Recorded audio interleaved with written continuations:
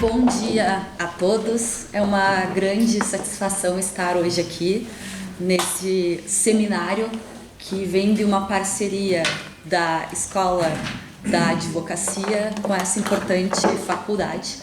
Eu aproveito o momento para cumprimentar o presidente da OAB, o Beto Simonetti, o membro vitalício Marcos Vinícius e também ao Rony por ter nos proporcionado estarmos hoje aqui reunidos.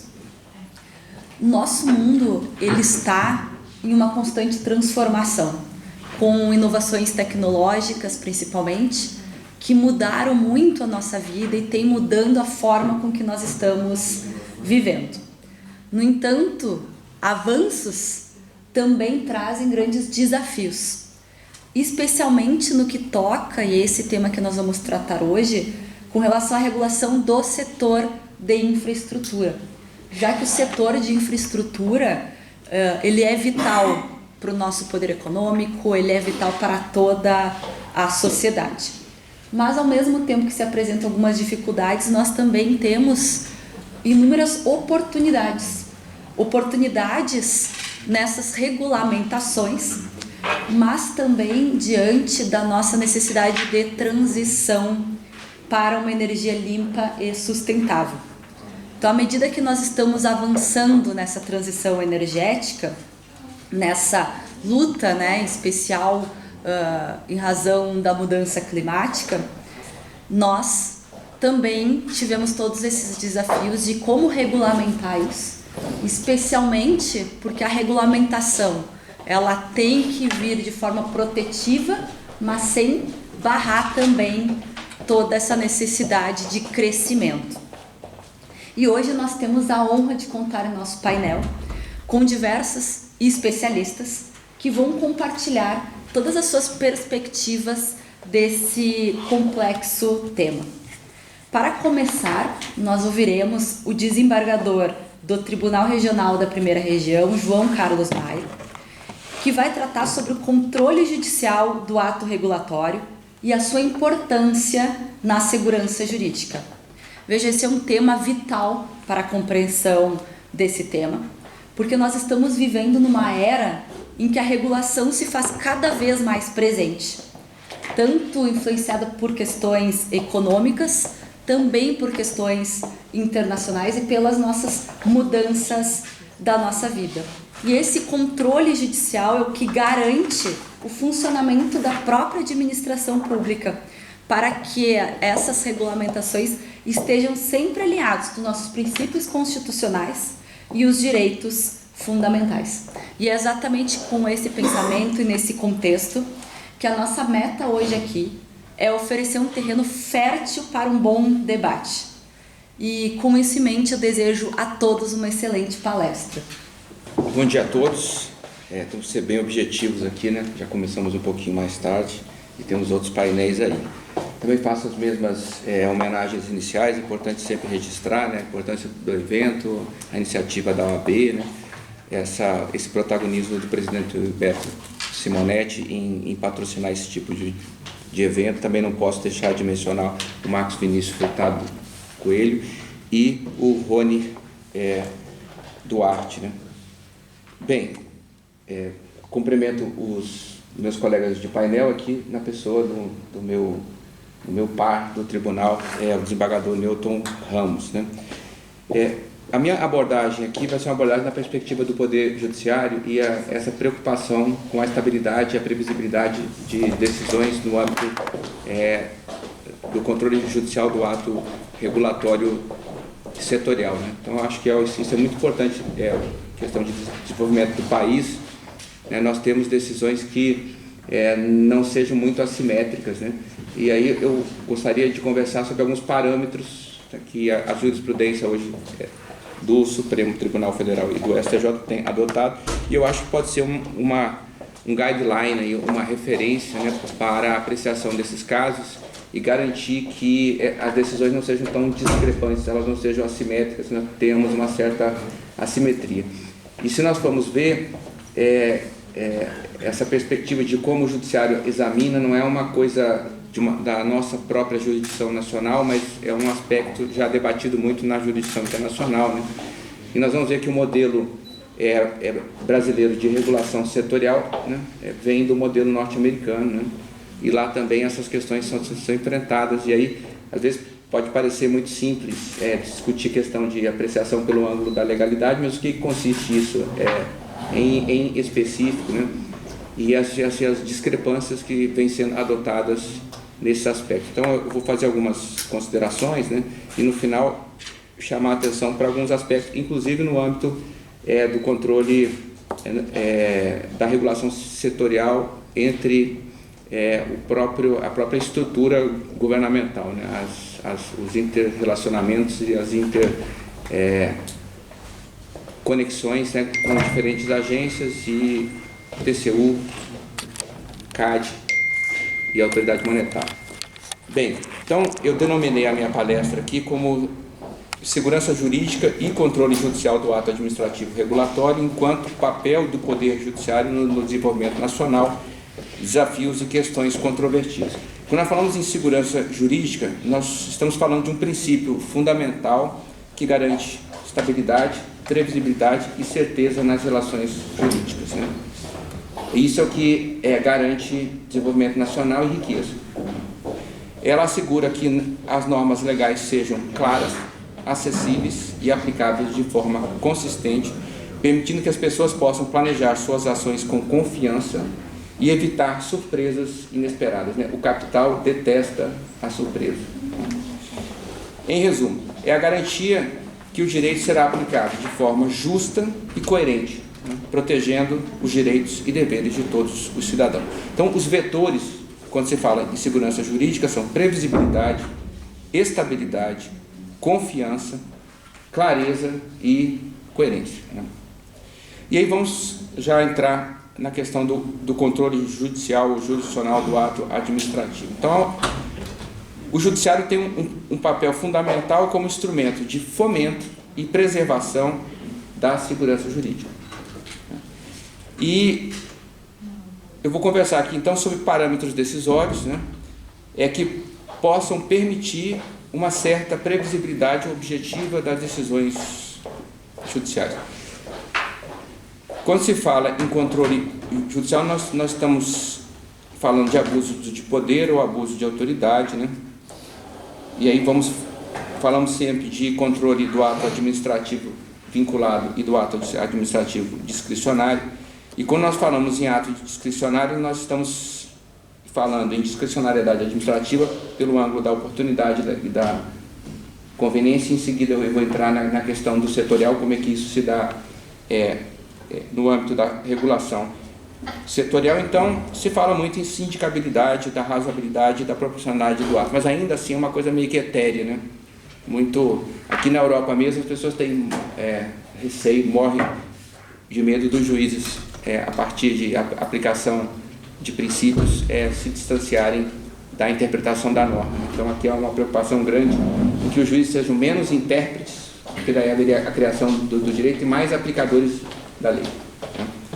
E aí eu cito, né, um julgado do STF, né, bem interessante, que aprecia essa questão para aqueles que quiserem acompanhar, o RE 475954, agravo regimental, Rio Grande do Sul, primeira turma, ministro Dias Toffoli, né, aprecia bem essa questão. E aí nós teríamos, num primeiro aspecto, né, que está um pouquinho acima da regulação setorial, a chamada discricionariedade do ato administrativo de governo ou ato político, né? Nós podemos ter certas situações, sim, né, em que seriam atos do próprio executivo em matéria de regulação setorial, fora a questão do próprio ato legislativo em si, né? E aí nós chamamos que nesse caso é uma discricionariedade mais ampla. Aí eu cito para aqueles que quiserem acompanhar uma decisão do STF na APF 964-DF também, Tribunal Pleno, ministra Rosa Weber, né? Bem, e aí o que nós examinamos em questões aí nessa perspectiva ainda um pouco acima, né, em questão de estatura de ato no plano de governo, né? Hoje se fala em diferentes graus de vinculação, né? E nos atos de governo essa menor vinculação se acha presente para efeito de controle, né? Mas ainda e se entende que essa maior discricionariedade se dá no objeto, no motivo e na finalidade restrita, né? Mas ainda assim, em menor extensão, é possível um controle externo pelo Poder Judiciário sem que isso possa ser tido como uma interferência no mérito administrativo ou havendo aí uma violação na separação funcional dos poderes. E aí, já entrando no controle do ato administrativo discricionário, né, regulatório, né, nós falamos sempre aí, então, em discricionariedade técnica desse tipo de ato, que é o modelo brasileiro, né, de agências reguladoras, em que há uma regulação setorial e essas agências, a partir do modelo norte-americano, recebem uma delegação legislativa para exercer uma função normativa, né? E que função normativa é essa? É uma competência, né, para editar atos normativos visando a organização e a fiscalização das atividades reguladas, e isso se inserindo no Poder Geral de Polícia Administrativa Pública. E aí o que se examina em termos de controle judicial, então, né? No exercício dessa competência a observância de parâmetros fixados na ordem constitucional e na legislação setorial, né? A delegação acontece, mas é uma delegação a partir, né, de um parâmetro legal. E isso aí eu também sugiro para aqueles que queiram examinar a ADI, STF, ADI 4874, Tribunal Pleno, ministra Rosa Weber. E quais são as questões que se apresentam para o Judiciário, já agora entrando especificamente em parâmetros, né? As questões que normalmente surgem para apreciação são questões envolvendo a conformação de atos normativos regulatórios com a ordem constitucional e a legislação setorial e a implementação ou aplicação de tais atos normativos em situações concretas no âmbito do exercício da fiscalização das atividades reguladas. O que significa isso? Há tanto uma discussão quanto à legalidade, né, do exercício dessa função normativa, se ela tende ao parâmetro legal ou a um parâmetro constitucional, e se, né, em sendo legal, se os atos implementados a partir do exercício dessa função normativa, se no concreto, né, eles observaram, né, o que está exatamente, o que foi normatizado no setor. Então essas são as questões que nos chegam, né? A natureza dessas decisões administrativas, elas hoje são categorizadas como decisões técnico-administrativas, né?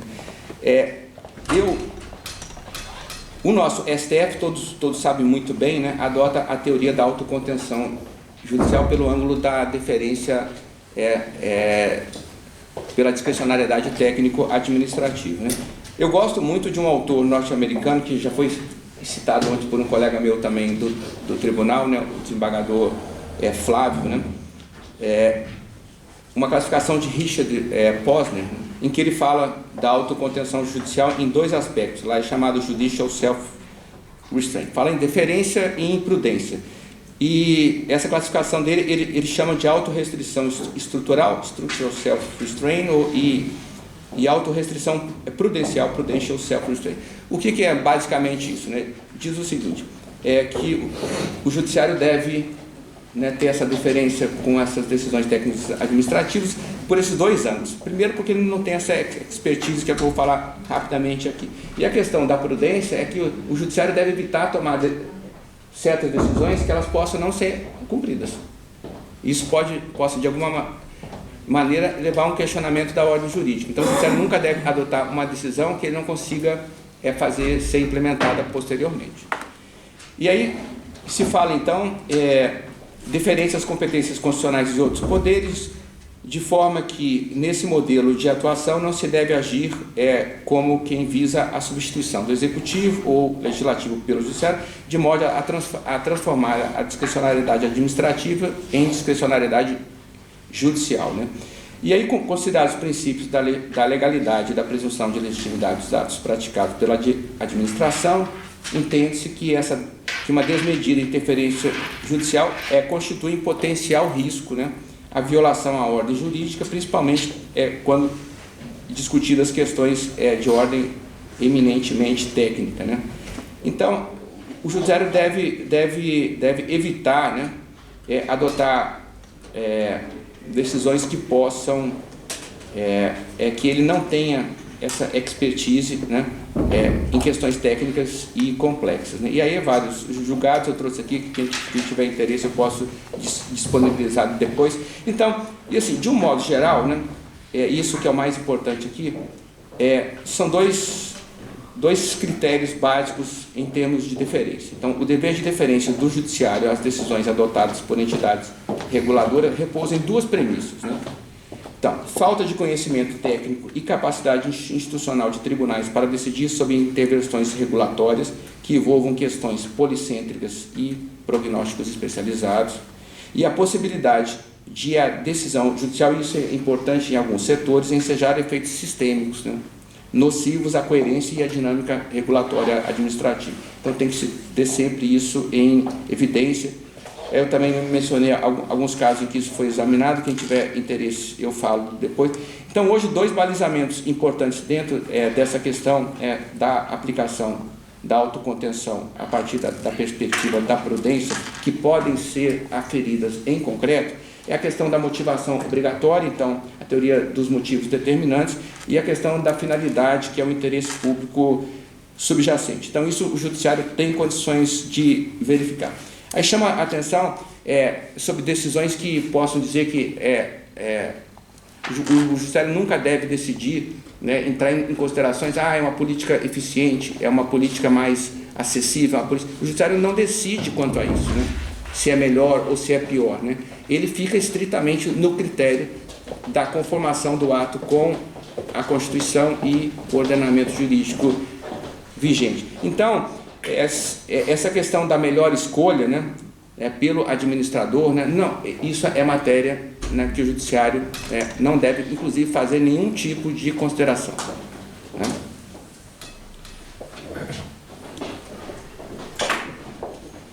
E aí eu cito aqui a ADI 4757, em que isso é dito, né, o controle judicial não autoriza a afirmação no sentido de que a escolha do administrador ou em maior evidência do órgão regulador é a melhor, por apresentar melhores resultados em termos de gestão, eficiência e atividade. Deve se limitar apenas ao aspecto da moldura constitucional e à legalidade da conformação da decisão decisória ou regulatória. Apenas isso, né? E já chegando para o final aqui, nós temos problemas administrativos, né? E isso tem chegado ao judiciário, essa questão da regulação setorial e a competência constitucional do Tribunal de Contas, a da autoridade antitruste, o CAD, e da monetária, o Bacen. E os campos de atuação e essas zonas de inter-relação e interdependência. Chegam questões, né, da colisão entre o exercício dessas diferentes autoridades. Então, há uma autonomia de competências regulatórias, que a gente chama de regulação setorial, e aí temos o antitruste e a monetária é a chamada regulação econômica, né? E dessa atuação livre a qualquer tempo, e essa primazia, né? Aqui, né, esse é o modelo, por exemplo, europeu, da primazia da regulação sobre a competência da autoridade antitruste e mesmo da autoridade monetária, né? Então aqui na Europa, particularmente, né, se a regulação é setorial, há uma primazia do órgão regulador setorial. Se ela é monetária, é uma primazia da autoridade de monetária, né? E numa colidência entre as agências sempre há a primazia daquela que regula o setor, né? E os casos são resolvidos individualmente se houver, por exemplo, um problema antitruste, né? E nós temos um caso aqui que me chamou muito a atenção, que é o que eu deixo aqui para exemplificar essa questão, né? A chamada atuação do TCU como agência supra-reguladora, né? E nós tivemos um caso que foi o caso... normalmente, quando se fala em atuação do TCU, se fala em atuação em caráter subsidiário ou complementar, né, em relação à agência, né? E nós tivemos o caso da chamada THC2, né, que é o Terminal Handling Charge, em que o TCU, né, sob a justificativa de controle de juridicidade, né, do ato regulatório, no caso ali da ANTAC, né, ele entrou no exame pelo ângulo do desvio de finalidade e, pasme, né, sobre a justificativa de perspectiva de risco, alívio, concorrência em defesa de matéria de competência da autoridade antitruste. Então, isso preocupa muito, né? Preocupa muito.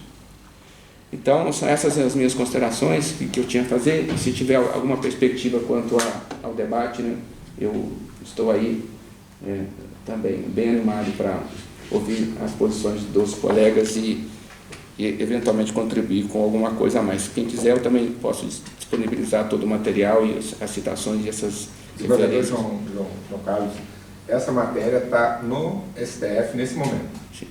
Tem uma mandado de segurança, depois ele passa o número, que é bem interessante, que já tem um parecer muito bom da PGR. Perfeito. Muito obrigada, desembargador João, pelas suas importantes colocações. A necessidade de mudanças no paradigma energético não é apenas desejada, mas ela é essencial. A nossa tradicional dependência de fontes energéticas não renováveis cede cada vez mais espaço para alternativas mais sustentáveis, limpas e renováveis. Nesse cenário, a regulamentação assume um papel central. Como nós podemos adotar a tecnologia de forma sustentável, mas também garantir a segurança, a acessibilidade e a justiça social? Essas são questões bem complexas. E é com grande prazer que contaremos com o desembargador Newton Ramos, desembargador do TRF-1, para discutir quais são as novas tendências da regulação na era da transição energética. Bom dia a todos. Queria inicialmente, da mesma forma que o meu colega João fez, aqui agradecer à Ordem dos Advogados do Brasil e à Universidade Complutense de Madrid, em nome do presidente Beto Simonetti e do Dr. Marcos Vinícius pelo convite para estar aqui hoje presente com vocês e debater temas de tão grande relevância. Cumprimentar os meus colegas de mesa, a doutora Grace Stock, nossa mediadora, meu colega de Tribunal Regional Federal da Primeira Região, João Carlos Maia, o doutor Daniel Doré, advogado, doutor Otto Lobo, da Comissão de Valores Mobiliários, e a doutora Solange, provavelmente a nossa maior especialista no setor energético na mesa, que é presidente do Conselho de Administração do ANS. Cumprimentar aqui o nosso auditório, todos os presentes em nome da minha esposa, Camila Ramos, dos meus colegas de tribunal, doutor Roberto Veloso, doutor Neviton Guedes, em nome de quem agradeço o prestígio da presença. Esse tema que envolve a regulação do setor de infraestrutura e essa nova era que nós vivemos da transição energética é um tema extremamente desafiador. Eu e o doutor João Maia integramos a terceira sessão do Tribunal Regional Federal da Primeira Região. O doutor Neviton ali já fez parte também da terceira sessão e sabe que nós temos ali um trabalho extremamente desafiador em face da vasta competência que precisamos lidar dia a dia, no dia a dia das nossas atividades jurisdicionais. Quem trabalha no setor de regulação sabe que cada setor tem uma linguagem própria, tem uma lógica própria, e nós precisamos, de alguma maneira, arbitrar conflitos que passam pelos mais diversos segmentos da infraestrutura, áreas de saneamento, questões ambientais, questões portuárias, questões envolvendo o setor de petróleo, gás, setor de energia, setor de estradas e assim por diante. Então não é exatamente uma atividade fácil, mas também é bastante estimulante na medida em que nós temos essa oportunidade de, a partir desse intercâmbio de informações com os diversos segmentos, todo dia aprender e aperfeiçoarmos as nossas atividades. Mas eu vou tentar fazer uma abordagem aqui hoje, de certo modo arriscada, porque eu não vou falar sob o olhar do magistrado, da nossa experiência no dia a dia, mas tentar falar alguma coisa que envolve a minha percepção também, talvez por esse olhar, por esse contato diário com as atividades relacionadas à regulação do setor de infraestrutura, falar um pouco disso e também do meu olhar como cidadão daquilo que me parece que são 2 pontos fundamentais que eu pretendo abordar aqui nesses meus alguns minutos de fala, que é, primeiro, uma breve análise do estado da arte da regulação no setor de infraestrutura no Brasil, os desafios que a infraestrutura, a partir da regulação, enfrenta, e aquilo que me parece que são algumas tendências que devem vigorar, especialmente a partir do aspecto relacionado a essa transição energética. Eu acho que o mundo passa por uma grande mudança que envolve 2 pontos fundamentais. Esse avanço das novas tecnologias, esse é um ponto fundamental e que o mundo teve a oportunidade de enfrentar talvez com maior prioridade a partir da pandemia. Alguns estudiosos do setor de tecnologia dizem que alguns projetos que tendiam a avançar no prazo de 20 anos tiveram que ser implementados no curto prazo de 2 anos. E outro é a necessidade de equalizar o desenvolvimento econômico e sustentabilidade. Esse é um ponto fundamental para que nós possamos manter os nossos compromissos com as futuras gerações. Então, esses 2 desafios fundamentais precisam dialogar. A tecnologia ela avança em todos os segmentos e, paralelo a isso, é preciso que esses avanços se deem com uma racionalidade que permita a manutenção de uma sustentabilidade econômica e social e ambiental. E, por outro lado, isso obviamente passa por esses modelos, Dr. Rony Duarte, que também que parabenizo pela excelente coordenação do evento, e todos esses desafios que envolvem uma estruturação de um estado de desenvolvimento à luz dessa sustentabilidade, passa por essas questões que envolvem tanto o avanço das tecnologias como da transição energética. O setor de infraestrutura, como nós sabemos, que envolve transporte, envolve saneamento, energia, telecomunicações, ele não é algo que envolve apenas concreto, aço, tecnologia. Envolve, sobretudo, também regulação. Por quê? Porque a regulação é o ponto de confiança. O investidor, ele precisa de uma coisa básica que se chama previsibilidade. Precisa de previsibilidade. E porque a falta de previsibilidade, esse talvez seja um dos grandes desafios do sistema brasileiro, seja por um emaranhado de normas. Eu faço até aqui um parênteses para registrar a presença do Dr. Sandoval, diretor-geral da ANEEL, e dizer, Dr. Sandoval, que essa semana nós tivemos oportunidade na 3ª sessão julgar o famoso caso do despacho 288 da ANEEL. Eu comecei a minha fala me dizendo que o ponto de origem daquele conflito era exatamente talvez o emaranhado de normas. Houve uma dificuldade interpretativa por conta de uma superposição de normas e aquilo gerou uma lide que durou durante, 30 anos, 20, 30 anos. Né? Então esse talvez seja um dos grandes desafios do sistema brasileiro, porque é da nossa cultura um processo que no passado nós chamávamos de inflação legislativa, talvez hoje nós possamos chamar de inflação normativa num conceito mais amplo. Nós temos necessidade de regular tudo no Brasil em normas, é da nossa cultura, e isso gera, seja no sistema tributário, seja no sistema regulatório, gera boa parte das lides que nós possuímos, seja no âmbito do contencioso administrativo, seja no âmbito do contencioso judicial.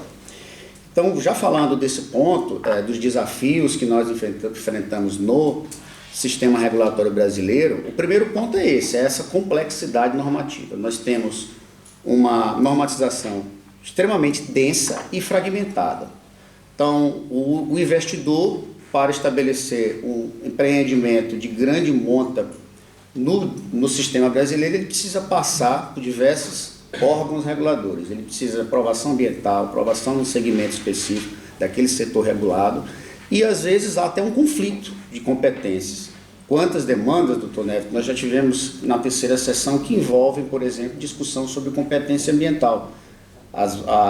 O empreendedor, ele tem um licenciamento muitas vezes ele faz, e aí ele faz isso à luz da confiança na administração pública, ele licencia o empreendimento no âmbito do Estado, e depois vem uma ação civil pública do Ministério Público Federal pedindo anulação daquele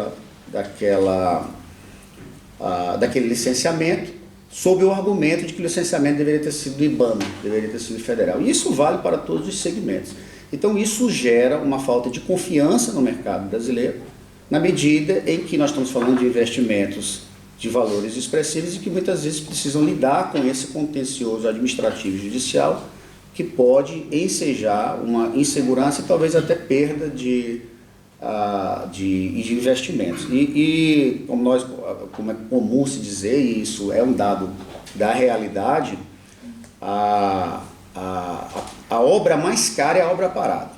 Essa é a mais cara. Então, muitas vezes nós temos discussões que envolvem vícios em procedimentos licitatórios, e quando, na verdade, talvez o diálogo administrativo pudesse levar a uma solução que fosse mais equilibrada e mais interessante, seja do ponto de vista da administração pública, seja do ponto de vista do usuário do serviço, que é, na verdade, quem será afetado por uma eventual ampliação de custos, né, na implementação de um determinado empreendimento. Então, essa complexidade é um fator desafiador para a regulação brasileira e diretamente relacionada a isso a própria insegurança jurídica, seja pela instabilidade normativa no setor de transportes, uma pauta que é comum, João, você deve lidar também lá na sexta turma, discussões que envolvem, por exemplo, procedimentos de concessão de linhas no setor de transporte. Então, quantas demandas nós temos que envolvem empresas de ônibus, por exemplo, pedindo a aplicação de uma determinada resolução, porque na data em que ela formulou o pedido, vigorava a resolução X. E durante o procedimento de concessão no âmbito da agência, foram editadas outras duas resoluções. Aí você não sabe se é a resolução 1, se é a 2 ou se é a 3, que tem que se aplicar ao caso concreto. Entendeu? Exatamente porque há essa estabilidade normativa e essa... Já passou o tempo? Nossa. É bom que é rápido, né?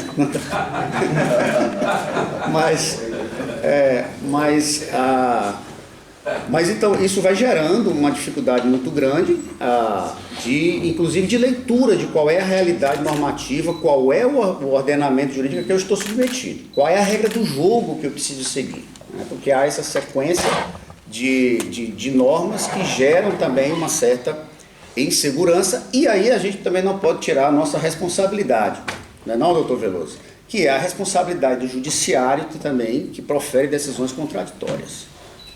Nós temos uma dificuldade de termos uma percepção de que o magistrado ele é um elemento de um sistema muito mais amplo e que precisa ter uma resposta uníssona, que precisa apresentar uma resposta uníssona para que se tenha algum sentimento efetivo de segurança jurídica. Então, para concluir, eu já estou aqui já nos meus minutos finais, eu vou apenas falar alguma coisa sobre algo que me parece que pode ser realmente uma contribuição para o aprimoramento desse sistema burocrático que envolve a regulação brasileira. Primeiro, uma necessidade maior de harmonização de normas e redução da fragmentação regulatória. É preciso que haja, doutor Sandoval, me parece até que em alguns segmentos que envolvem questões como, por exemplo, questões energéticas e questões ambientais, que haja uma normatização conjunta, para que o empreendedor possa se submeter efetivamente a um diálogo comum com a administração pública, considerada como seu gênero. Alguns processos de licenciamento ambiental e outro tipo de licenciamento precisam ter prazos estabelecidos. Uma demanda que nós enfrentamos também no TRF1 grande é a mora administrativa. Quantas vezes o administrado bate as portas do judiciário porque formula um pedido e esse pedido fica lá na administração da determinada agência, isso acontece muito na NTT, fica lá 1, 2, 3 anos sem resposta, nem um sim nem um não. Então, o judiciário também é demandado para exigir da agência, que a agência, nós normalmente, não dentro da lógica da deferência técnica que o Dr. João Maia mencionou aqui anteriormente, é comum que nós fixemos um prazo para que a agência apresente uma resposta, mas sem invadir a competência da agência no seu aspecto meritório. Também, talvez, a implantação de procedimentos simplificados, principalmente nos casos de questões que envolvem pequenos impactos ambientais. Não se pode se valer no setor energético, por exemplo, uma pequena usina fotovoltaica, compará-la com o empreendimento de uma hidrelétrica, já submetido ao mesmo procedimento de concessão e também de registro de impactos ambientais. Então, há necessidade que haja também uma normatização mais flexível para esses empreendimentos menores. E falando um pouco sobre essa questão da transição energética, do que nós vivemos hoje, parece que a ANEEL já tem, pelo que eu pesquisei rapidamente, algumas experiências iniciais nesse ponto, que é o modelo que vem sendo adotado em alguns países de chamados sandbox regulatórios, que é uma regulação, digamos, experimental para pequenos empreendimentos mais modernos, empreendimentos novos, como os chamados smart grids, que são as redes inteligentes de energia, em que você utiliza a energia que é produzida, por exemplo, uma pequena usina que produz para uma residência, e que você possa, o excedente ser utilizado pelo outro vizinho. Então, são projetos experimentais e que precisam de uma regulação mais maleável, mais rápida, exatamente porque são modelos que se encontram em teste.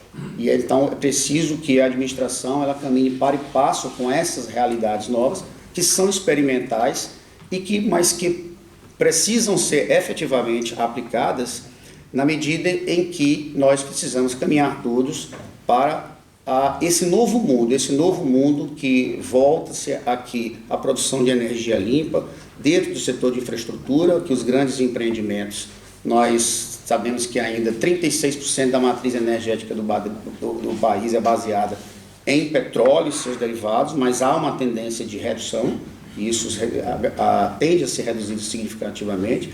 A energia limpa cresce, a área, acho que fotovoltaica, cresce à margem de 50% a 60% ao ano de produção. Então, nós precisamos ter um olhar voltado mais flexível a essas novas realidades, com a produção de modelos experimentais, para que nós possamos caminhar realmente para um mundo que possa gerar desenvolvimento sem perda de sustentabilidade. Então, com essas breves palavras, doutora Grace, eu agradeço aí a oportunidade e fico à disposição de todos. Muito obrigada, desembargador Newton, pelas suas considerações.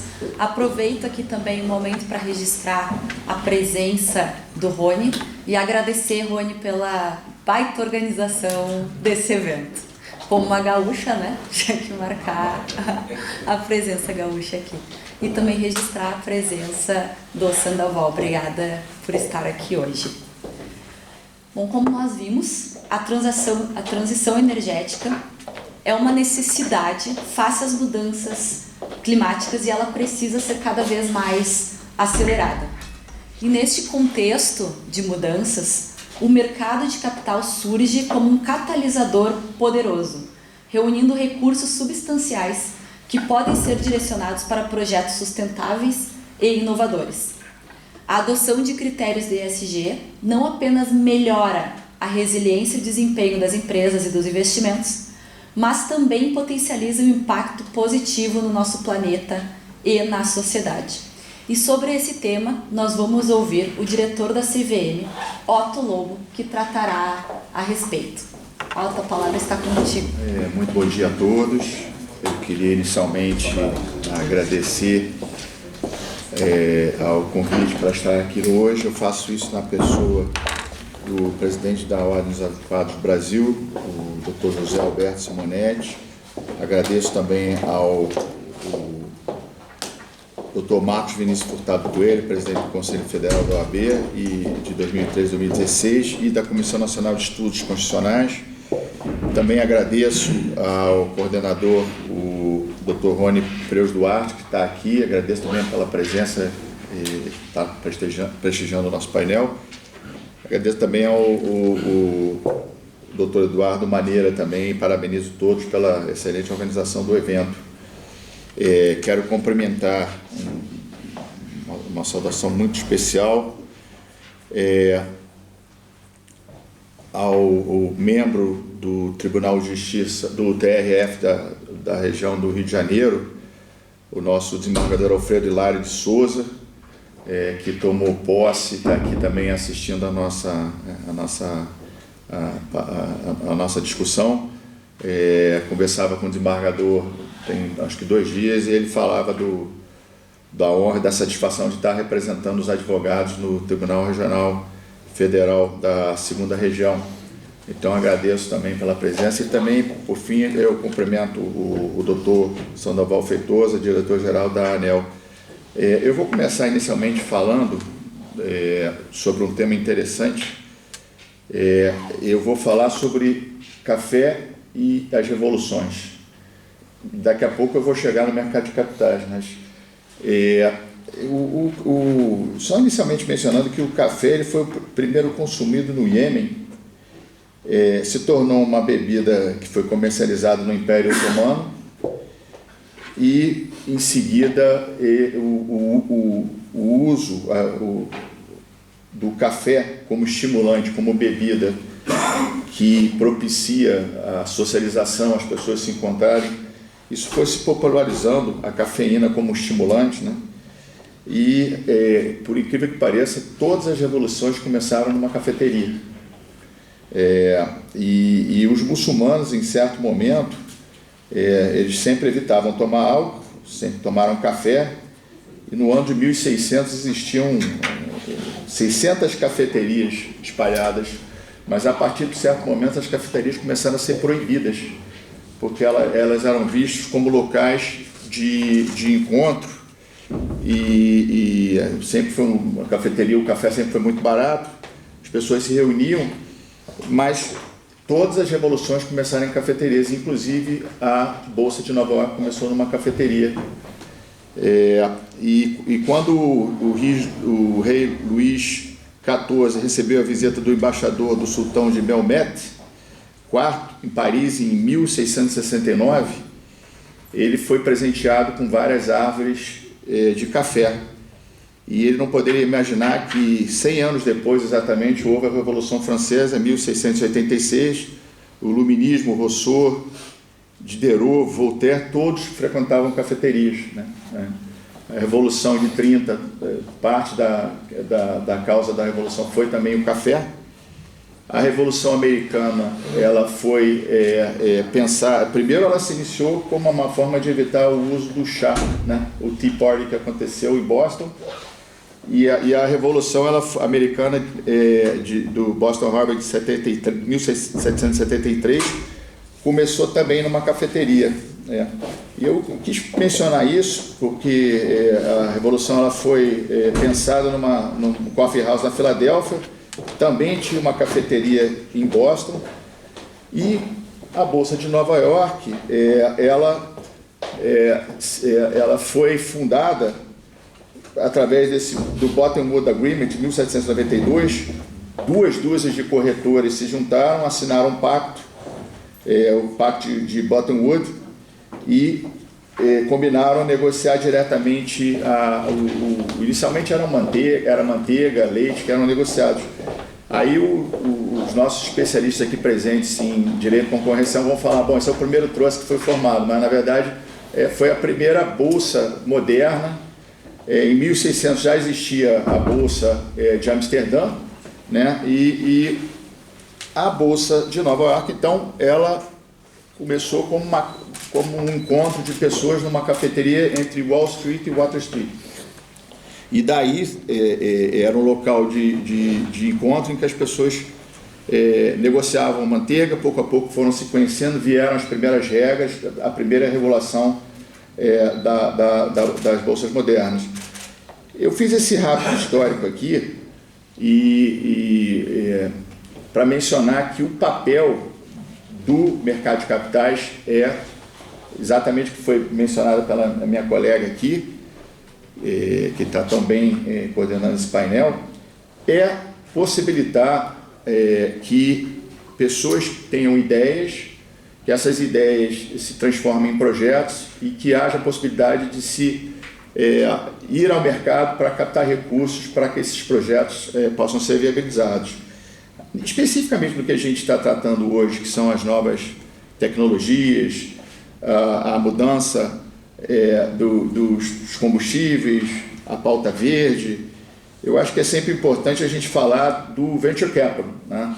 Que também começou nos Estados Unidos, no ano 1700, as empresas baleeiras de Boston. Em Boston é uma cidade que tem muito Venture Capital, né? E o Venture Capital é esse capital de risco em que no início, na indústria baleeira, existiam esses primeiros grandes empreendimentos de se ir a alto mar para tentar achar as baleias. Todos sabem aqui a história, a saga de Moby Dick, né? E esse tipo de investimento, que ele consiste em financiar essas empresas que são startups, empresas que estão começando, um investimento muito difícil, né? Geralmente são ideias, empresa que não tem o que a gente chama de track record, né? Não tem um histórico, não tem demonstrações financeiras, e é até importante mencionar que o Brasil adotou em 2007 uma mudança no que diz respeito a demonstrações financeiras. O Brasil adotou as regras de IFRS e adotou um standard internacional que permite a comparabilidade de companhias, né? E essa indústria de venture capital, que atualmente é uma indústria que permitiu que essas startups dos anos 90, Google, Microsoft, Napster, todas as empresas que umas foram bem, outras não foram tão bem, todas foram empresas de venture capital, em que existe a ideia, né? E é importante mencionar que no Brasil nós temos a quarta maior indústria de fundo de investimento do mundo. Nós, na CVM, eu tive a sorte de estar lá num período, estou lá nesse período de 2022, vou estar até o final do ano 2025, que é um período extraordinário de regulação.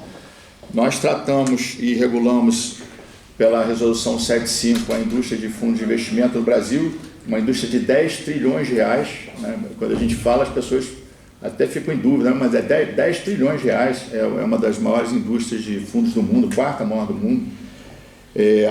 E no que diz respeito às novas tecnologias, novos combustíveis, o que está sendo desenvolvido, eu acho que o que nosso papel é exatamente permitir, de uma forma segura, com garantias, que o investidor, que o tomador de recursos possa ir ao mercado. E no nosso caso, é importante mencionar que atualmente nós temos esses fundos de investimento e fundos de venture capital também, que basicamente atuam em várias fases, né? Captação de recursos, a seleção de empresas, a diligência, a estruturação de investimentos, capital, e a possível a gestão, no que diz respeito à gestão desses fundos e a possível saída desse investimento. E atualmente a CVM regulou e tem 3 níveis de captação de recursos que eu gostaria de mencionar aqui. O primeiro nível é o crowdfunding, a resolução 88, que nós editamos em 2022. Eu tive sorte de estar lá na CVM. Nelson Rodrigues dizia que a pessoa tem que nascer com sorte, senão pode engasgar num palito de picolé sentado na calçada. Eu fui para a CVM em 2022 e tinha, em função da pandemia, uma quantidade enorme de regulação que estava parada em função do período, as pessoas que não estavam podendo trabalhar, a regulação, as novas normas estavam paradas, e eu tive essa sorte de ir para lá num período em que, muita regulação boa foi aprovada. Entrou aqui agora o professor Van Beer, que tive a felicidade de tê-lo no dia da minha apresentação ao mercado, um companheiro, um amigo, um grande mestre de todos nós aqui, e temos também o nosso amigo, o diretor da da empresa de telecomunicações, que está aqui também presente, que ontem falou aqui no nosso evento. Mas, dando continuidade aqui, eu queria mencionar esses 3 tipos de níveis de captação de recursos que atualmente a CVM tem. O primeiro é o crowdfunding, a crowdfunding é a regra da resolução 88, tem inovações, aplicações às ofertas públicas de sociedades empresariais de pequeno porte, né, o primeiro nível. E agora nós temos, e até quem tiver interesse, nós editamos uma consulta pública que saiu para o mercado em 11 de nove de 2024, que é o regime fácil, que é o equivalente ao e-market inglês e o mercado de acesso norte-americano.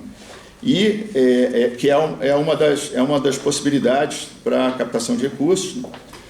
E temos também a resolução 160, que essa sim é a resolução de ofertas. Eu trabalhei na 160, então esses são os principais, as principais resoluções que tratam da captação de recursos no Brasil atualmente. No que diz respeito à ESG, o que eu gostaria de mencionar é da necessidade da gente reconhecer a 6404/76, que é a nossa lei das sociedades anônimas, como uma das 6 melhores leis que já foi feita no mundo. Já houve uma comissão de juristas alemães que reconheceram que a obra do Dr. Bulhões e do professor Lamy é um primor de lei societária. E eu digo isso porque atualmente a gente vê sempre essa vontade, esses movimentos de se alterar a 6404/76, mas toda vez que a gente se volta para a 6404/76, a gente percebe que o Dr. Bulhões e o professor Lamy, eles realmente tiveram a genialidade de colocar institutos e prever soluções para o que não estava nem sendo utilizado na época, em 76. Eles já estavam prevendo que existiriam as grandes companhias com pulverização de capital.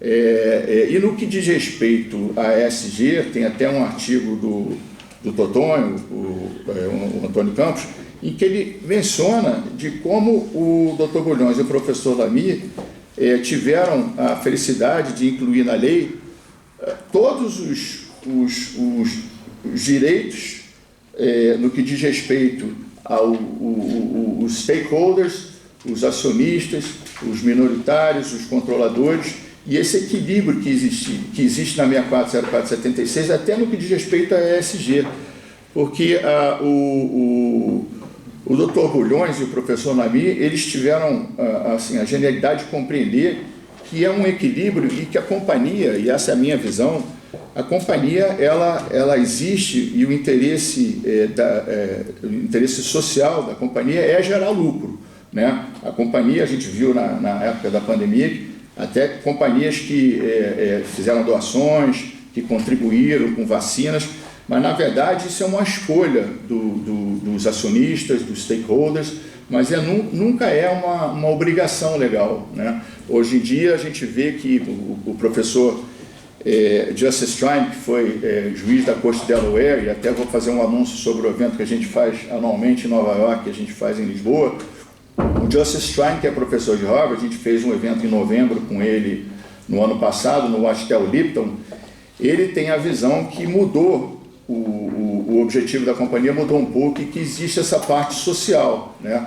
Mas aí que a gente vê que a 6404 ela foi tão bem feita que essas discussões que estão sendo travadas hoje, elas já constam e é exatamente na questão do equilíbrio entre cada um desses stakeholders e o interesse social. E o que a CVM sempre aplica é o interesse social da companhia. Então, a mensagem que eu digo no que diz respeito, que eu quero deixar aqui no que diz respeito à ESG, é que é uma pauta importante. A preocupação da CVM foi exatamente evitar o greenwashing, né? Que são, e na parte da 175 a gente fez isso, ou seja, se tem companhia ou se tem fundo que está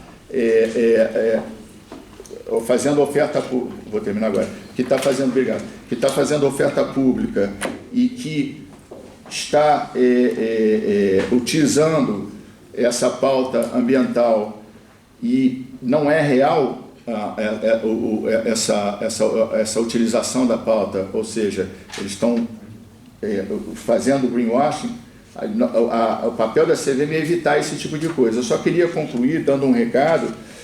Nós fazemos, através da Universidade de Harvard, da Universidade de Lisboa e da USP, nós fazemos 2 eventos anuais. Um evento em Lisboa, que vai ser no dia 30 de junho e 1º de julho. O evento da CRIS em Coimbra é o evento principal. Esse é o evento que todos devem ir, porque ela já faz isso há muito tempo e a gente nem conseguiria concorrer com ela. Mas quem estiver em Lisboa vai estar convidado para o dia 30 e dia 1º de julho, 30 de junho e 1º de julho. E em Nova York, os dias são 19, 20 e 21 de novembro. Mas mais uma vez, eu agradeço pelo convite para estar aqui hoje e passo a palavra para a nossa coordenadora. Obrigado. Muito obrigada, Dr. Otto, pelas suas contribuições. Como nós vimos, e todos estão falando sobre isso, né? A infraestrutura que sustenta as nossas economias, o nosso cotidiano, estão em transformação, exigindo tanto inovação quanto investimentos substanciais. Nesse contexto que estamos vivendo, o ambiente regulatório tem um papel decisivo. São leis, são normas e políticas públicas que são ferramentas que podem garantir que esses investimentos na infraestrutura não somente propiciem crescimento econômico, mas também propiciem, respeitem e promovam a própria sustentabilidade.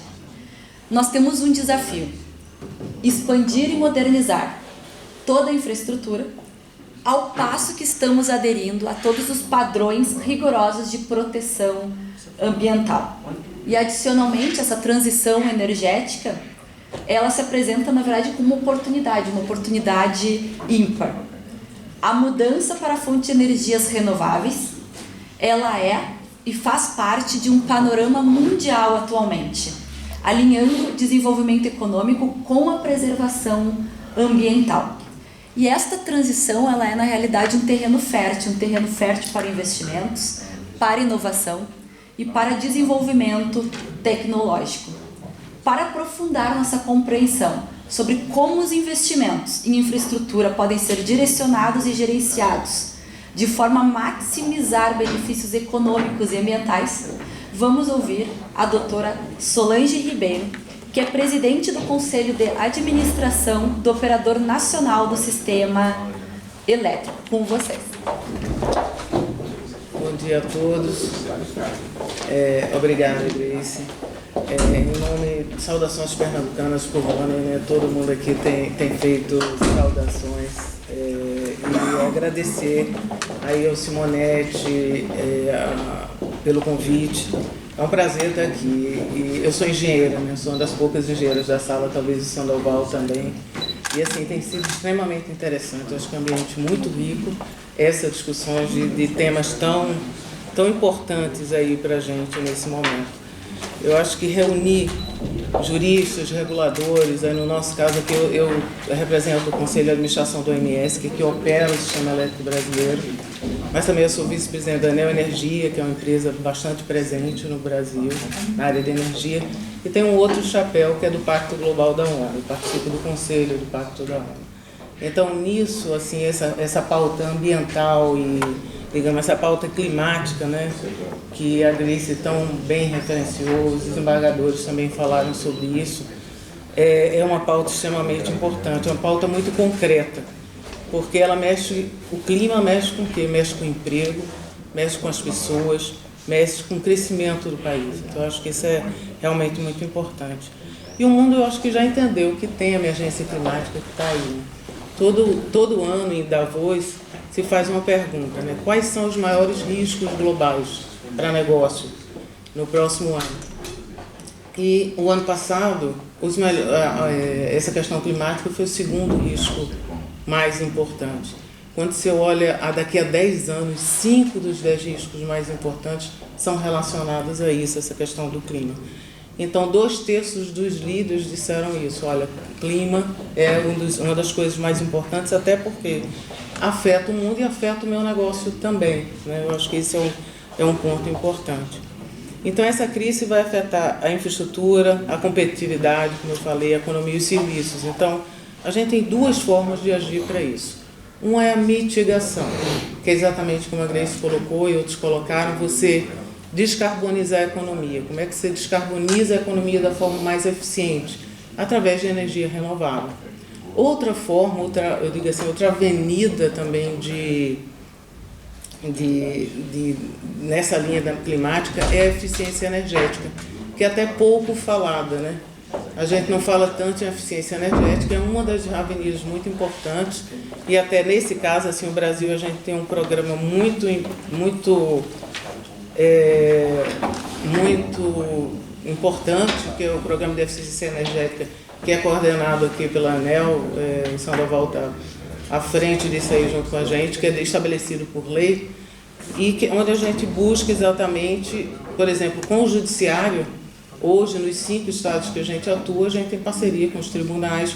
Recentemente tivemos junto com o ministro Barroso, né, inaugurando uma usina fotovoltaica no STF, e isso tem trazido economia para os tribunais e trazendo, inclusive, essa linha na transição energética, né, tentando trazer isso aí.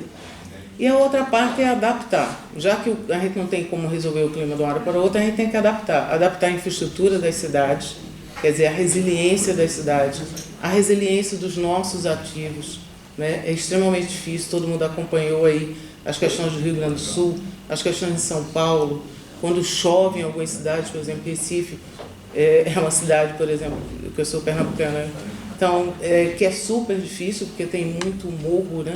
Então, são dificuldades muito grandes. Você lidar com a infraestrutura, de uma maneira geral, com a estrutura verde das cidades, né? Então, as cidades precisam se preparar para essa resiliência também. Então, eu diria assim, o que é que entra o Brasil nessa história? A gente está discutindo no contexto mundial, vocês todos estão acompanhando essa discussão grande aí dos Estados Unidos e o que é importante, energia livre ou não, mas na verdade a gente tem no Brasil uma grande oportunidade. Foi falado aqui já, eu acho que o Sandoval falou na fala dele também, que o Brasil tem uma das matrizes mais limpas no mundo, né? Cerca de 90% da gente tem energia renovável. E isso traz o quê? Isso traz uma oportunidade muito grande nesse momento da gente atrair para o Brasil aquele consumo que quer energia limpa. A gente está falando aqui dos data centers, de hidrogênio verde, quer dizer, de várias oportunidades que roda a economia de uma maneira geral. Mas apesar da gente ter uma das matrizes mais limpas, como foi falado aqui também, a gente tem uma carência de infraestrutura básica, né? Então isso é extremamente importante aí de ver como é que a gente consegue atuar nisso aí. De uma maneira geral, essa escolha tem que ser muito agora, né? Porque quem liderar agora vai atrair essa quantidade de investimento que tem por aqui, né? A Bloomberg, a Benerf, né, da Bloomberg, estima que é um investimento de 5,5 trilhões ao ano em transição energética até 2030. Então isso é muito dinheiro. Como é que a gente faz para atrair esse dinheiro para o Brasil? Eu acho que esse é um ponto. A gente falava, por exemplo, a Neoenergia é uma empresa que é controlada pela Iberdrola, que é um grupo espanhol. A Iberdrola investe no Brasil, nos Estados Unidos, no México, na Inglaterra, em 18 países. Então, na hora de alocar o dinheiro, o que é que conta? Conta uma estabilidade normativa, conta uma agência reguladora que esteja estruturada, conta um judiciário que consiga dar a segurança jurídica. Então, isso faz toda a diferença na hora da gente conseguir atrair esse capital. Um ponto que foi pouco falado aqui, que eu acho que é importante a gente ressaltar, é a questão do licenciamento ambiental, também como uma trava muito forte para as questões de infraestrutura. Isso bate de volta numa coisa: a gente precisa ter agências reguladoras capacitadas, com funcionários suficientes para as demandas. Quando eu vejo o IBAMA, por exemplo, O IBAMA chega assim, ó, você faz esse projeto ou faz aquele? Eu preciso dos dois. Como é que a gente tem debatido muito isso e tem tentado buscar que tenha pessoal suficiente nas agências, no IBAMA, para você poder conseguir, de fato, não ser um gargalo do investimento em infraestrutura. Porque senão a gente vai ter o quê? A gente vai ter projetos travados. Eu tenho vários exemplos, todo mundo contou causos, né? Eu tenho uma hidrelétrica que passou 8 anos para assinar um contrato de concessão, com a briga que foi falada aqui entre o licenciamento estadual e federal. Eu tenho uma linha de transmissão, que a gente venceu um leilão, que 3 anos depois o IBAMA disse o traçado não é por aqui, é por ali, né? E aí entram essas discussões que terminam indo parar no judiciário. Então, a gente tem visto a judicialização crescente. Então, acho que esse também é um ponto importante em relação a isso. E no final, o que é que você chega com isso? Você fica com projetos travados, você fica com capital encarecido, as pessoas ficam com dificuldade de fazer investimento. A gente está falando de investimentos de longa duração, né? Esses investimentos em infraestrutura. Então, esses riscos estruturais precisam de ter uma clareza, porque aí o investimento sai mais caro, como o desembargador bem falou aqui. E os investimentos em infraestruturas têm sido um grande impulsionador da economia brasileira.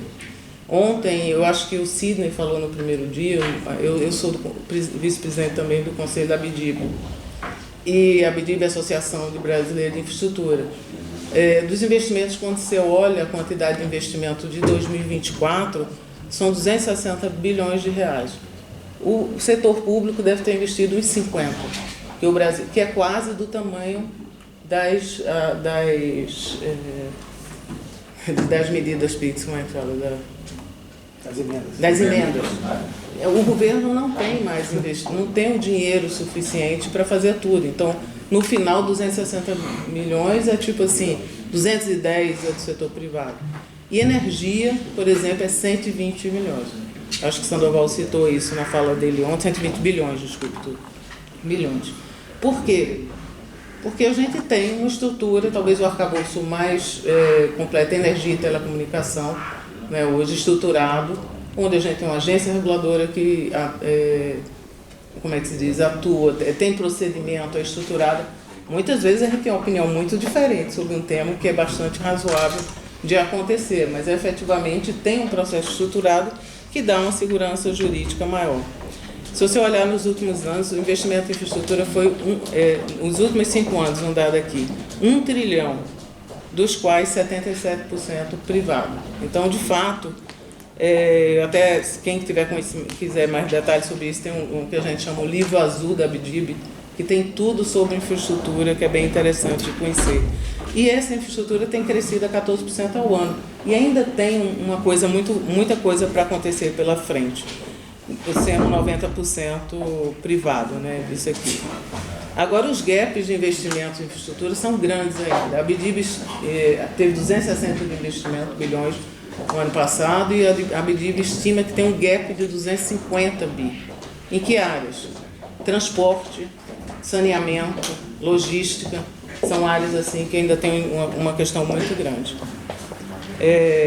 A Neoenergia, assim, da minha experiência pessoal, eu tenho 40 anos no setor elétrico, a minha experiência, a Neoenergia foi o ano passado o maior investidor em infraestrutura do Brasil. A gente investiu 9,8 bilhões de todas as áreas de infraestrutura.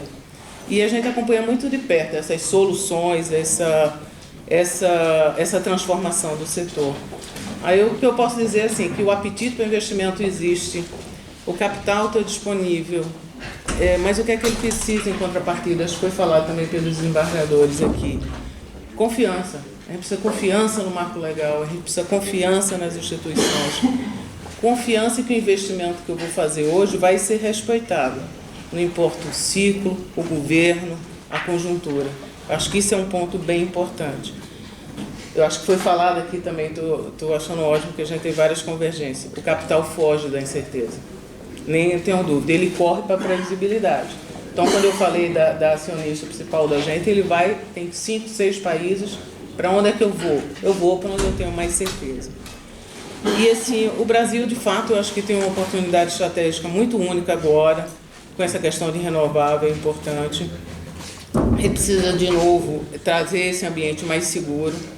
Aí falar um pouco da visão do operador do sistema, né? Ontem o DEF aqui falou sobre a questão do blackout que houve na Europa. O ONS, para vocês terem ideia, o sistema brasileiro tem 170, eu acho que você falou isso também, 170 mil quilômetros de linha de transmissão. É totalmente interligado. É bem diferente daqui, é bem diferente dos Estados Unidos. E agora a complexidade da operação do sistema aumentou muito, né? Você tem essas fontes que são intermitentes, que a gente chama, né? Se você vai para a central de operação do ONS, você vê, tá solar, sobe, daqui a pouco, acabou o sol, volta. E como é que você complementa isso? Você tem essa questão da microgeração distribuída, que tem crescido muito no Brasil. Na minha visão, porque existe um subsídio cruzado absurdo nessa categoria aí, e de fato a complexidade é outra, porque antigamente você tinha as hidrelétricas, o sistema de energia você precisa consumir e produzir ao mesmo tempo. Então tem aquela famosa barra swing que a gente chama. Antigamente as hidrelétricas aguentavam um rojão. Então como é que você faz isso operar como um todo? Então de fato você precisa ter a complementariedade das fontes. Numa hora, por exemplo, nós temos uma térmica em Pernambuco, a Térmica Pernambuco, que ela hoje é reserva de capacidade para o sistema. Talvez este seja um caminho para as usinas a gás, de poder de fato dar essa complementariedade que a gente precisa ter, porque a gente precisa ter estabilidade, precisa ter segurança. Essa flexibilidade operativa realmente não está para amador operar o sistema como está hoje, né? Então, no Brasil, em 83, a gente teve aquela questão, podendo resolver mais fácil, porque a gente pode ilhar mais fácil os sistemas, né? Mas, de fato, até hoje estamos em altas discussões em relação a isso, né, Sandoval? Então, assim, quais são os caminhos para a gente avançar? São talvez os que eu já falei. A gente precisa ter política de Estado e não de governo para a infraestrutura. Precisa passar de um governo para o outro e a gente continuar, porque são investimentos de 30 anos, né? São investimentos de longuíssimo prazo. Fortalecer a autonomia das agências reguladoras, isso a gente tem sido uma pauta muito grande dos investidores, isso também. A gente precisa das agências equipadas. Ontem se falou aqui da questão da taxa de fiscalização, né? A gente recolhe dos consumidores um orçamento que é para a agência reguladora. A ANEEL não fica com todo o orçamento, vai para o Tesouro, quer dizer, contingencia o orçamento. Esse orçamento não poderia ser contingenciado. Então você tem uma carga grande de trabalho, você precisa de gente estruturada para poder responder às demandas, né? Tem bastante coisa para fazer. Isso vale para a ANEEL, vale para, no nosso caso aqui falando também, meio ambiente. De fato, o IBAMA hoje é um gargalo muito por falta de estrutura também. Então a gente tem que se preocupar com isso. Também eu acho que a gente precisa melhorar a interlocução. Esse evento aqui eu achei excelente sobre isso. Melhorar a interlocução com o judiciário. Eu estava comentando aqui na mesa que bom ver o judiciário tão profundo nesses temas, né? Eu acho que isso é bastante importante também. E a gente não se faz nada só, né? A gente precisa de fato estar cooperando, né? E colocando.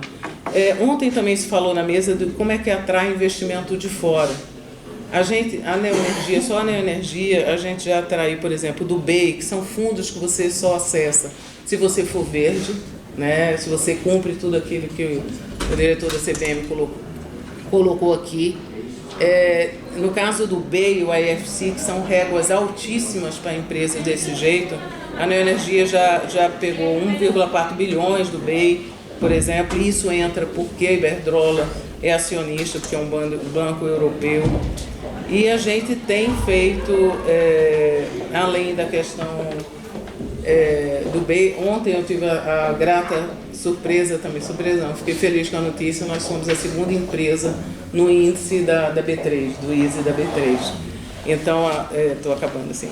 Então, tivemos isso colocando. Então, no final, eu acho que o ponto da gente aqui é, de fato, a importância fundamental aí da infraestrutura. Eu acho que a gente precisa ter muita lucidez nesse momento de definir as regras, porque se você tem uma regra estabelecida, o capital vem. E a gente precisa, o Brasil não pode prescindir do investimento privado, que está aí para longo tempo, né? Então a gente tem que ter essas estruturas, a segurança jurídica fundamental para que essas coisas efetivamente aconteçam. Então é isso, Grace, para cumprir o tempo aqui. Obrigada. Muito obrigada, doutora Solange, pelos ensinamentos e essa visão também de quem não é do direito, mas entende muito de regulamentação. E para completar hoje o nosso painel, vamos trazer uma visão um pouco mais privada, em especial voltada ao setor portuário. O enfoque será nos desafios regulatórios e iniciativas de transições energéticas. O setor portuário, por óbvio, que ele é fundamental para o comércio global e também para o comércio local. E como nós podemos, através de políticas, estratégias e investimentos conscientes, mover-nos em direção a uma infraestrutura portuária mais sustentável e eficiente. Para tratar desse tema, nós contamos com a presença do Dr. Daniel Doria, que é advogado e diretor financeiro e de relações com investidores da Santos Brasil. Com vocês. Saudar aqui todos os presentes, as autoridades, os colegas, os amigos. Muitos nomes já foram citados. Eu não repetirei, até porque acabarei deixando algum de lado, mas citam-se todos saudados e gratos. A doutora Grace falou, vou até tentar ser muito objetivo, é uma das virtudes de ser último, para evitar essa tão temida plaquinha de tempo. Mas eu queria complementar aqui o painel com os colegas e trazer um pouco esse olhar aqui da iniciativa privada, da perspectiva empresarial. 15 anos que eu parti para finanças, mas o direito parece não me largar, e aqui estou num seminário de direito. Como é que eu passo aqui? Eu acho que o tema escolhido ele é absolutamente atual, transição energética. E a infraestrutura ela está entrando numa era de ouro. Tá? E o que é que vai permitir esse investimento massivo em infraestrutura? E ele é atual e global. Novas tecnologias são, evidentemente, os grandes indutores disso. Não à toa, o setor de energia é quem puxa mais investimento, reposicionamento de cadeias de suprimento. Tá? Há um tripé que, se nós olharmos, a gente tem descarbonização, é um tópico aqui que leva à transição energética, digitalização e desglobalização. Evidentemente que para esse investimento e todo esse capital de longo prazo ocorrer, como já foi aqui amplamente mencionado, o que a gente precisa? Arcabouço jurídico regulatório sólido, previsível e transparente. Isso é essencial, especialmente para investimento em infra, cujo capital é de longa duração. A doutora Solange aqui falou 30 anos. Se a gente pega a Santos Brasil, nossos arrendamentos portuários têm 50 anos de duração. Evidentemente que não se espera que o arcabouço jurídico regulatório fique imutável por 50 anos. Isso seria socialmente indesejável, inclusive. Mas a gente precisa de alguma previsibilidade. Tá? Como eu falei, inclusive o tema é global. Acontece no mundo inteiro, tá? Essa discussão de transição energética, ela não é do Brasil, né? Ela é do mundo. A União Europeia sempre puxou essa agenda, sempre foi um pouco vanguardista, foi quem fez os compromissos entre todos os países de União Europeia para se tornar, por exemplo, neutra em carbono até 2050, meta ambiciosa, mas os movimentos estão acontecendo. Os Estados Unidos, curiosamente, agora é um país até um pouco mais menos previsível, talvez devido ao nosso não, mas o presidente deles, o Trump. Mas o Brasil tem, e a doutora Solange trouxe isso aqui com muita precisão, o Brasil tem uma oportunidade ímpar, porque 85% da energia gerada no Brasil já vem de fontes renováveis. Então, assim, isso aqui é singular para o Brasil. É hidrogênio verde, é biocombustível. Nós temos, por exemplo, terminal de líquidos. Vocês não têm noção da quantidade de biocombustível que entra pelo porto de Itaqui, no Maranhão, para abastecer o agronegócio do Matopi, do Maranhão, do Tocantins e do Piauí. E temos aqui algumas oportunidades. Shore Power, se a gente for ficar só no mundo, no setor portuário, a doutora Flávia Takafashi, aqui, diretora da ANTAC, conhece bem. Não temos ainda a regulação clara para isso, mas o que é isso? É o terminal de container, por exemplo, prover energia renovável para os navios e embarcações que estão atracadas no pier enquanto a operação acontece. Hoje, o navio atraca, o gerador é ligado e combustível fóssil é, portanto, consumido, elevando muito a emissão de efeito de gás de estufas. A gente tem estudado isso bastante, porque não faz um investimento. A gente não entende a regulação. A regulação está sendo, digamos assim, pensada, mas é um tema que gera essa oportunidade. Se a gente for para a ferrovia, e também muito se falou aqui, acho que licenciamento ambiental, não foi, doutora Solange, foi um ponto seu. Olha a ferrovia, o Brasil é celeiro do mundo, tá? Se tem uma coisa que o Brasil faz certo, chama-se agronegócio. Então você tem Mato Grosso, que basicamente abastece o mundo de soja, né? Os Estados Unidos vai ter um problema, porque essa guerra tarifária, evidentemente, vai reduzir o trading de grãos dos Estados Unidos para a China.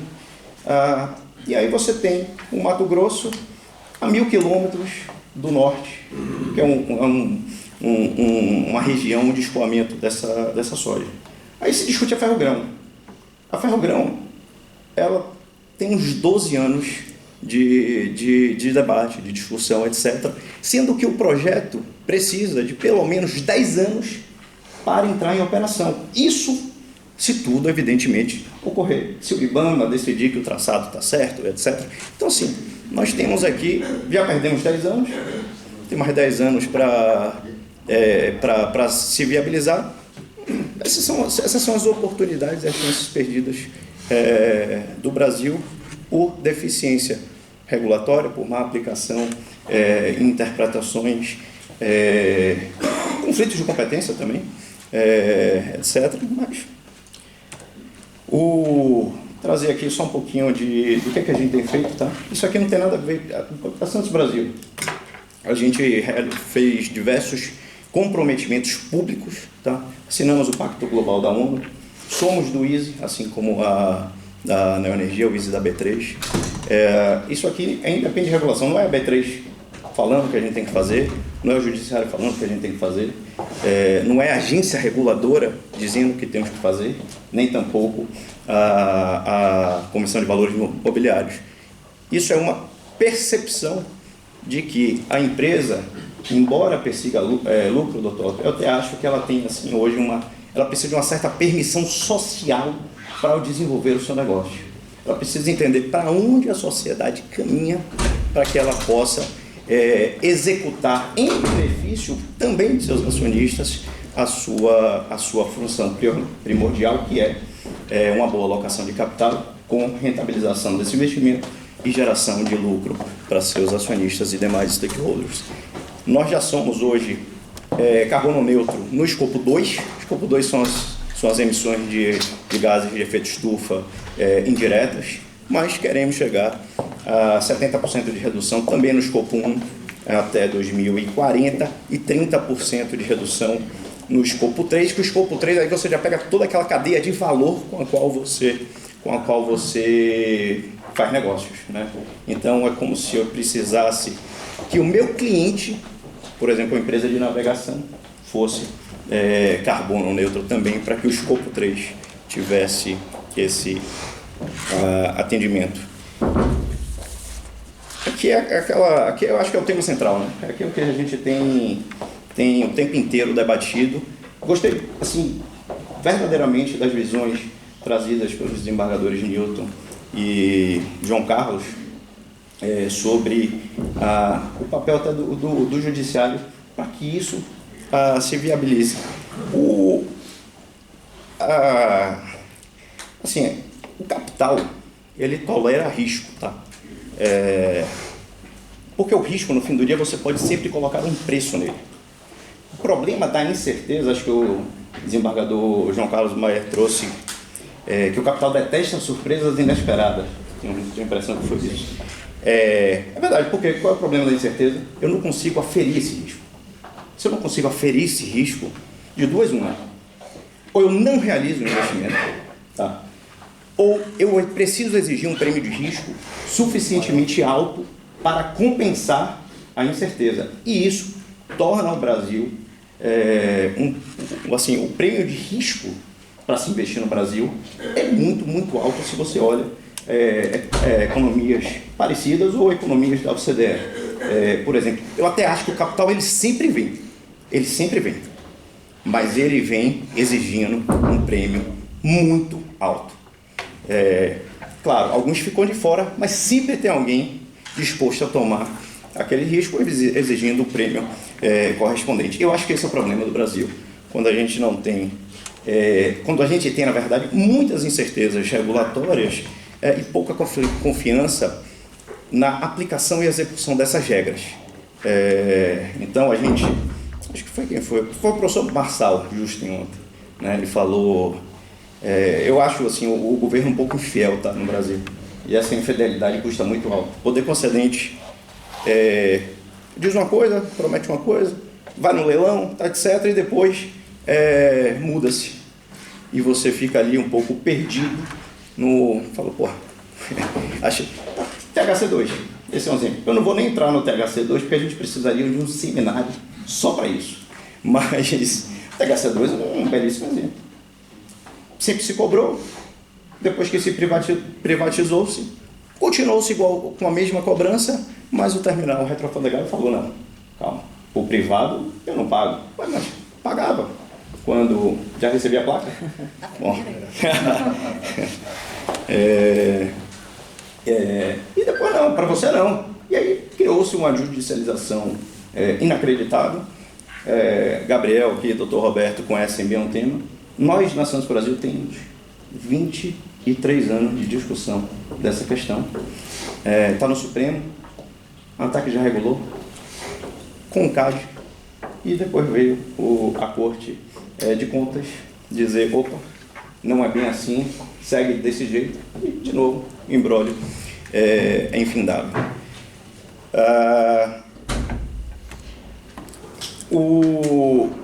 E aqui eu, assim, só tentar trazer aqui uma coisa que eu acho que no Brasil também a gente tem alguma oportunidade de melhoria, para não ficar só na crítica. Que eu acho assim absolutamente problemático, e aí é mais para as agências reguladoras. O EVTER, que são os estudos de viabilidade técnica, econômica e ambiental. Os contratos, considerando que são investimentos de longa maturação, eles precisam ser razoavelmente adaptáveis. Eles precisam ser um tanto mais flexíveis. Porque senão o que acontece? Nós fizemos uma prorrogação antecipada de um terminal. Nos comprometemos a investir 2,7 bilhões de reais. Isso em 2013.